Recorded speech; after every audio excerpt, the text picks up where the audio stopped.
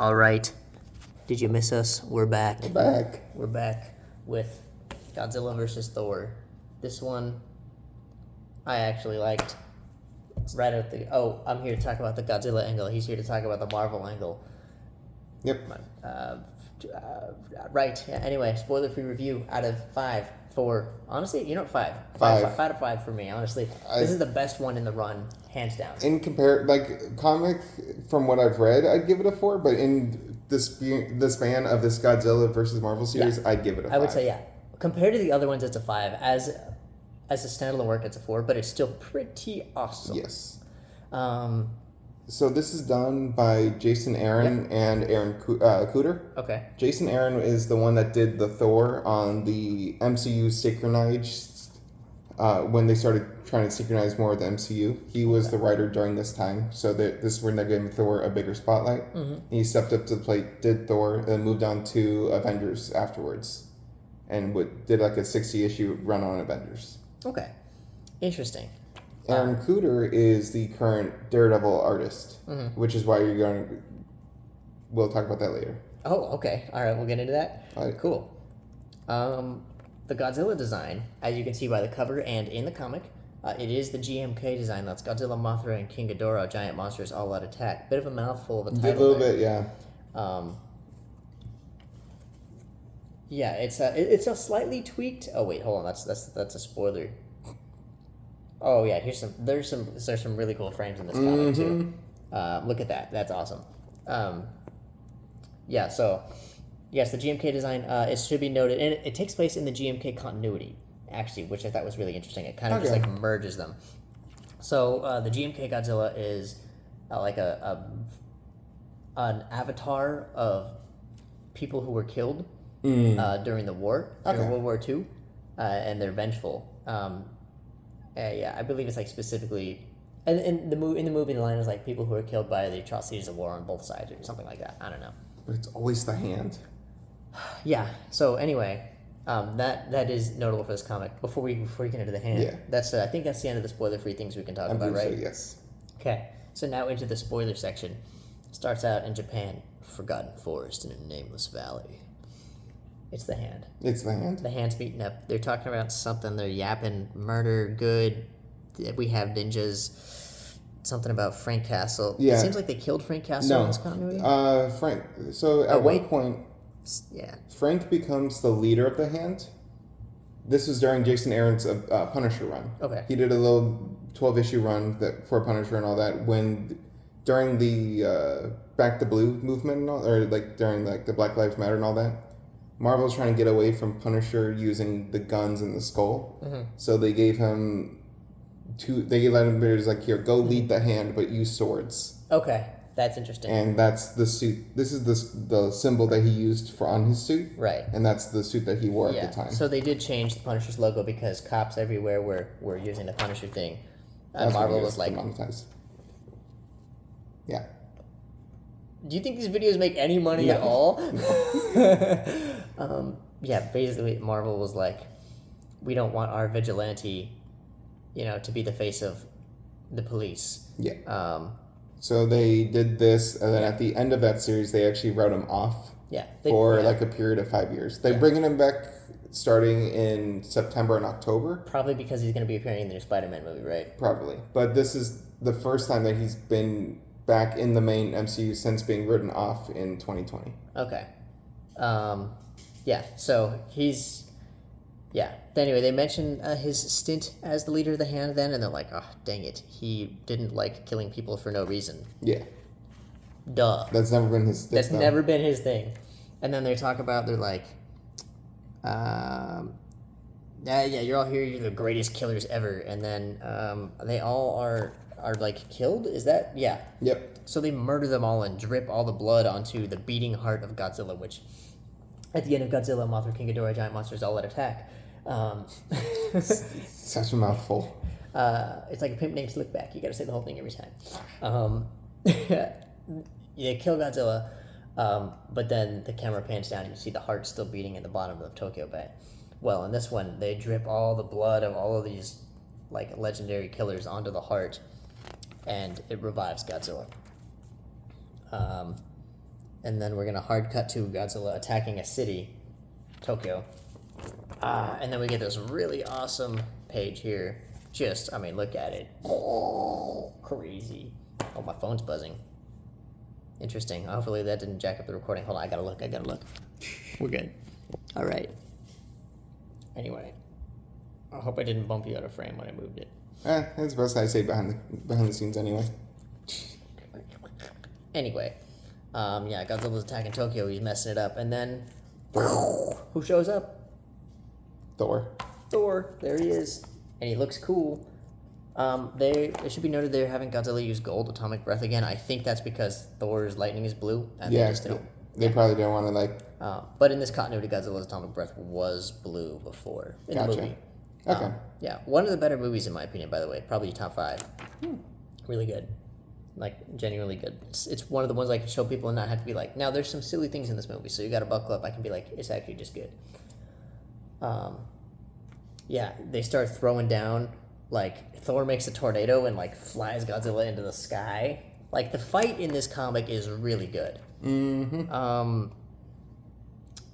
Let's see, some stuff happens. Oh, the hand is talking about some stuff. They're yapping. Nobody cares. And be yapping about murder. Yeah. And Thor's like, gosh, I'm not sure I can actually kill him. And then, so what he does is he opens a portal to Jotunheim with Mjolnir. Whoosh, freezes Godzilla. Freezes him solid. No, because that's the ice planet. Yes. And Godzilla's frozen for a while.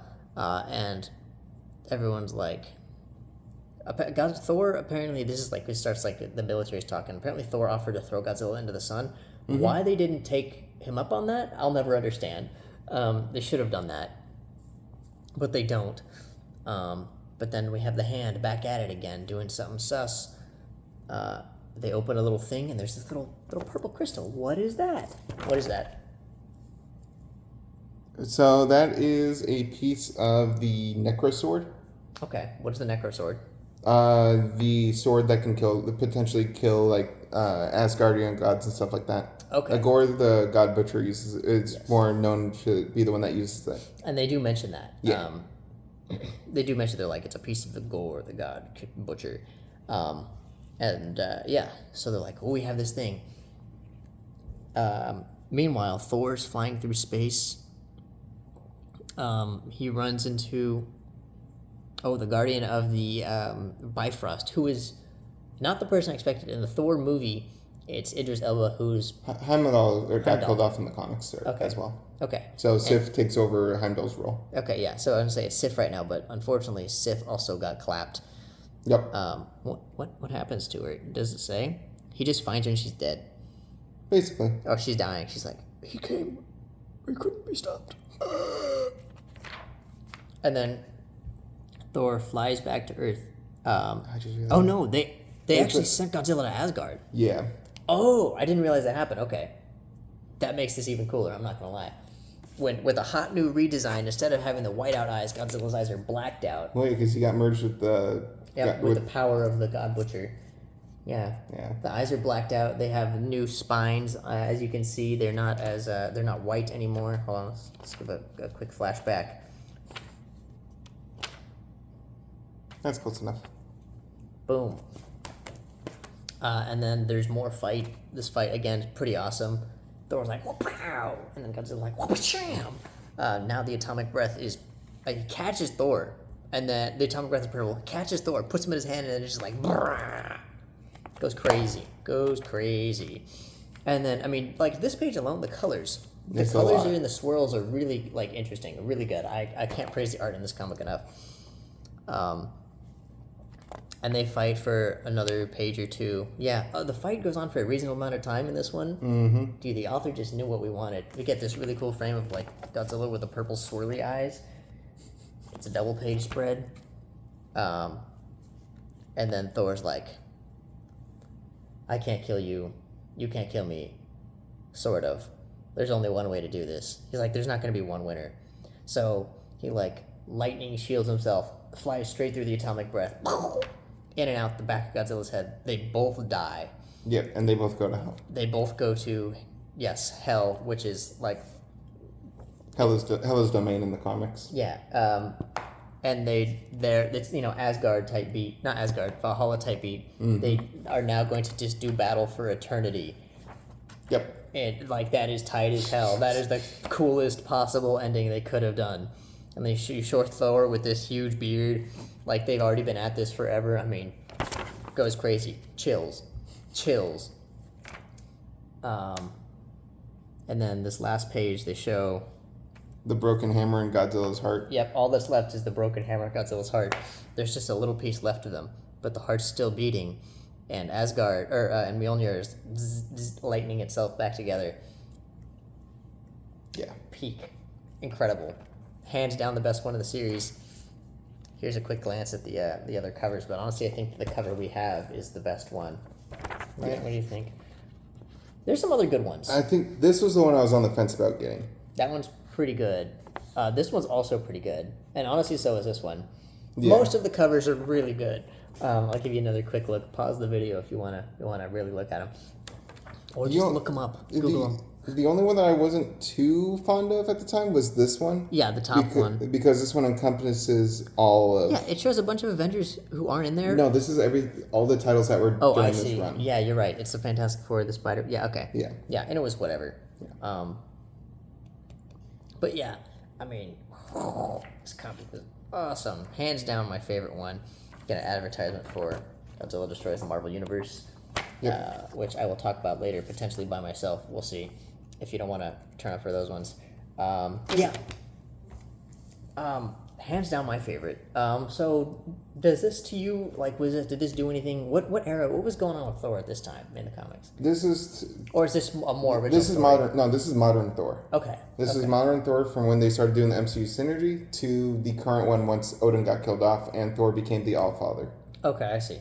Is that they plugged and played with a lot of different time frames, but it was all within the same from the 2010s to now. Okay. Anything that was covered in this was within that time frame. It wasn't anything before that. It wasn't anything beyond that. Okay. Yeah. So that that's There's nothing to if you're caught up on recent Thor, yeah. So as a Godzilla fan, hands down worth picking up. I would say this one. If you pick up one comic in this whole run, yeah, this one's hands down the best one, far and away the best. I would say this is number one. I would say Hulk is number two. It's either Hulk or Fantastic Four are number two for me.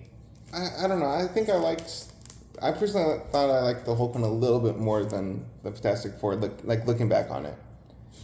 So, I think that, they both basically have the same plot. So it comes down to what elements you think are cooler in it. Yeah. I think that, like, the Mechagodzilla, Thunderbolt Mechagodzillas were really cool. Designed by Tony Stark, that's awesome. But I liked Power Cosmic Godzilla and Power Cosmic Ghidorah more. Yeah, that's fair. But Hulk was definitely, I would say that, like, Hulk, Fantastic Four, and this one are top three. Yeah. Hands down. For me, the only difference is that I put Avengers up there a little bit more because of nostalgia towards that one. Yeah, but Godzilla versus Thor, I'll bring it back, we gotta do the thumbnail. Oh, right. Hands down.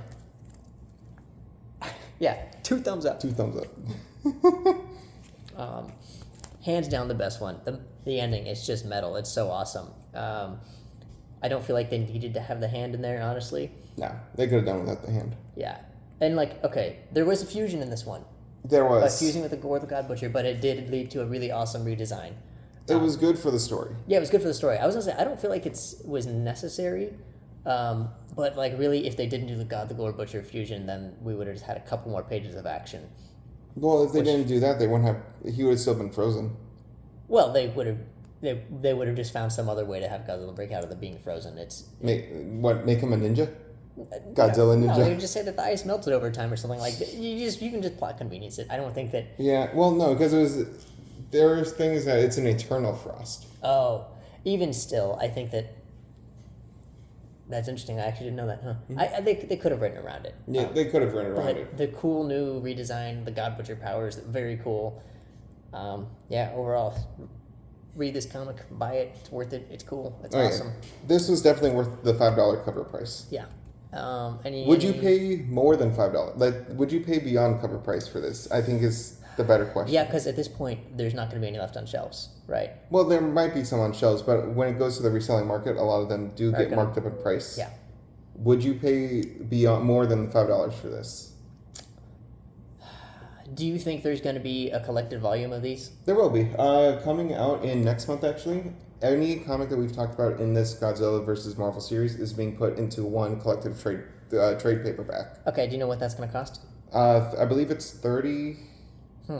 30 Honestly, or 20 within that range. For me, I would say it's worth paying up to like $10 to $15 just for this one. Just for that because one. I don't think that any of the other ones are something that I would want to seek out outside of like a collection. That Gotcha. said, if you are interested in reading them all, just get the trade paperback. Don't pay the inflated prices for all these because by the time this releases, I don't know how many of these are going to be left on comic store shelves. Yeah. Well, it's, I mean, this has yeah. been out for a couple months now. Yeah, we're already like 3 weeks late on this one, right? We're like 2 months. Oh, really? Okay. On this one, we're like 2 months late. The video's not going to come out for another 3 weeks or so. Yeah. So by then, it's going to be quite some time. Yeah. So I would have to say, just if you're really only going to pick up one, pick up this one. If you're going to pick up the trade paperback, if you're interested in reading them, all of them, pick up the trade paperback. Yeah. Yeah. So any other closing thoughts on this comic or the series? I think we've covered it all. We got it. Cool. Thanks for tuning in. It was fun doing this one. Right. I'll do more comics in the future, but I might do some other stuff before that just to break up the comic flow. Yeah. I don't want to become a comic channel. Catch you guys next time.